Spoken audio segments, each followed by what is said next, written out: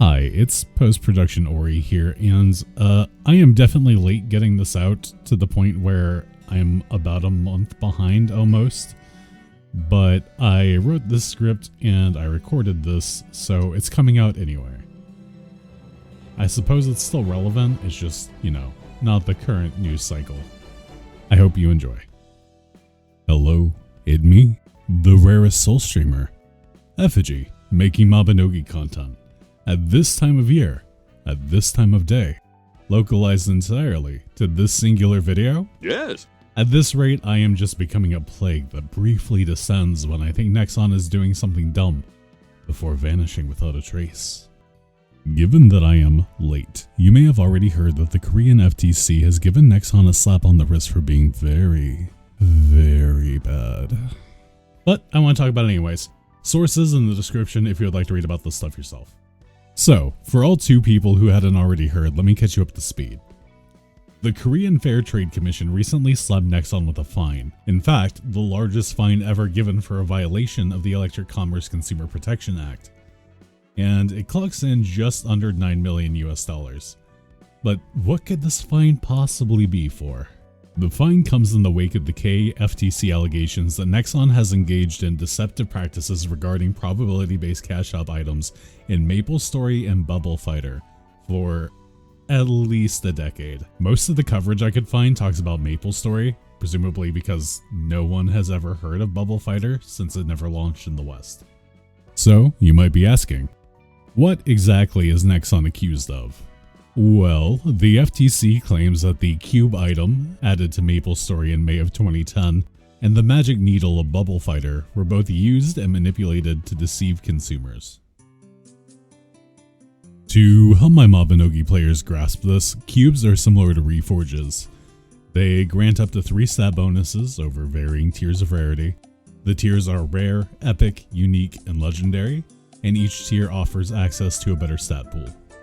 Again, pretty much Reforges.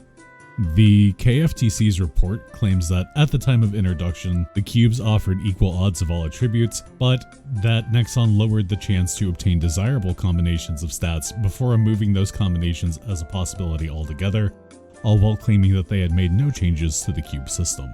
As if that weren't enough, the report goes on to allege that the black cube, added in 2013 alongside legendary potential, had the odds of ranking to legendary decrease from an initial 1.8% to an eventual 1%.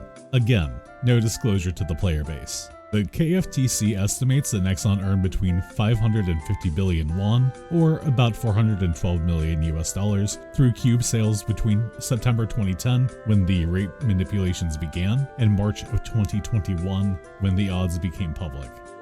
I would like to now gently remind you that they were fined a mere $8.85 million. And now you might be saying, okay, but Ori, Effigy, whatever we're supposed to call you, why do we care? And to that I say, I'm not done yet. I'll get to my point after we talk about Bubble Fighter because I find the manipulation here kind of pathetic in a way. The Bubble Fighter manipulation comes not from a game system like cubes, but from a timed event. I've never played Bubble Fighter, but apparently it has a recurring bingo event that has a cash shop integration. Basically, the bingo board consisted of 25 numbers, 22 regular numbers that can be covered through regular gameplay, and 3 golden numbers which required the purchase of a magic needle item in the cash shop. How does a needle have anything to do with bingo? Don't know. At the time of introduction, using the needle could always give a golden number, but by the time the event came around for the 10th time in 2017, the item had been modified to only begin dropping golden numbers once 4 needles had already been used. And, of course, despite a statement that Nexon apologizes for disappointing its players, and that it humbly accepts the decision from the FTC, the company has also stated an interest in fighting against the judgment, whilst humming and hawing over how this decision could negatively impact Korean gaming companies and their ability to compete in the broader market. And, no, you don't get to be caught lying, allegedly, and then wring your hands and claim being punished is bad for business. Being punished should be bad for business. But okay. Anyway, why am I talking about this? It's a Mabinogi channel. My single MapleStory video is me being a total hater. And surprise, I'm here to say that gacha and chance-based virtual items are bad actually.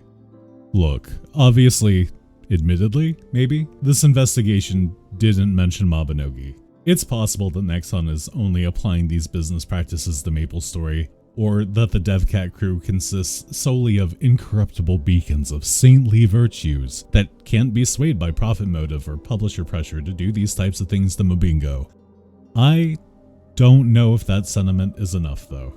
I guess I'm mostly just making this as a buyer beware video. I think we all know that Nexon is sometimes a little itself when it comes to monetization. And I think it's important that as a community of a Nexon published game that we keep our eyes open. Because this isn't the first. If you search Nexon Korean FTC fine on Google, you get results from a similar incident in 2018, where Nexon was allegedly manipulating rates in Counter-Strike Online 2 and Sudden Attack. This is a pattern of behavior, and it may happen again. It could be happening right now. That's what makes these undisclosed manipulations so insidious. On one hand, maybe modern rate disclosure requirements make us impervious to this kind of thing, but maybe they don't. If you're uncertain, maybe just don't spend your money. I guess that's ultimately what I wanted to say. Honestly, I didn't think I'd be making this video. I stumbled into Mavi adjacent drama just going about my normal non-content creation-y day, and that is kinda what caused this video to get sprung into existence. I think it's time for these sorts of products to be phased out, or at least heavily renewed. We have hope gems, but I think the most ethical way to sell this stuff is as a consumable item with predetermined effects. Wanna reforge your bow? You buy a reforging tool that guarantees max damage, effective range, and element or something.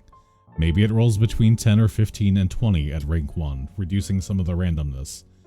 That doesn't really solve the potential for manipulation on the values, but I think it's less exploitative overall. Anyway, thanks for watching. And hey, I know I said I'd be disappearing after this, but I should actually have a fun, non-drama video dropping soon. The video I promised a while ago about porting concepts from Obby into D&D 5e has finally completed in terms of script, even if it's kinda creeped far beyond what I initially conceptualized. I'll see you then, or hey, maybe I'll see you on stream if I feel like broadcasting my Arcana grind. I guess we'll see. Before I go, I'd like to give a special thanks to my patrons, Artellus and Sunflares. Thank you so much. Internet effigy with the Mobby lore. Internet effigy videos galore.